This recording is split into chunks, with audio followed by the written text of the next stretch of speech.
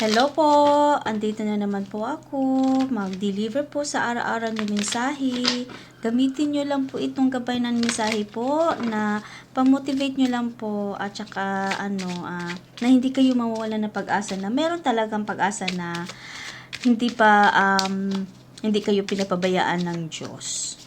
Hindi kayo pinapabayaan ng Divine Universe. Okay? This is always, gamitin nyo to lagi sa araw-araw na magiging strong kayo, na hindi mawala yung pag-asa, faith and hope. Okay?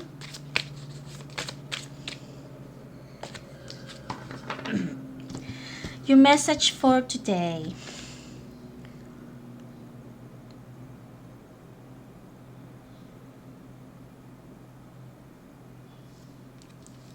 Your life is about to start moving quickly in some areas. Events that seem to have been on hold suddenly propel forward. Move with the flow and be mindful of what needs your attention most. Make decision rationally but sensibly. Wow, ang ganda ha.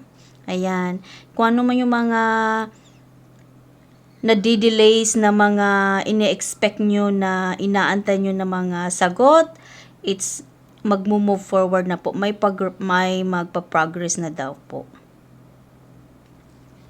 Just be mindful lang po kung lang po daw kayo. Kung kailangan nyo magdesisyon, kailangan nyo ng kailangan yung decision nyo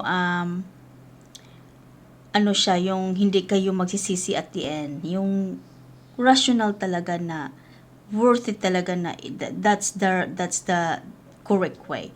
Yun yung tama na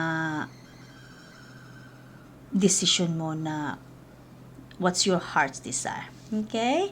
I hope someone can resonate this. Don't forget always to like, comment down below, and subscribe and share also if someone can resonate with also this message. I hope you enjoyed this reading and I'll see you in my next reading. Bye for now, everyone.